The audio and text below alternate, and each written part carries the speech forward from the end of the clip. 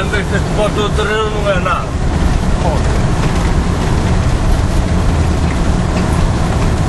Isto é a caixa de mão trator. Eu não sei se me atreveria a meter por aqui, é?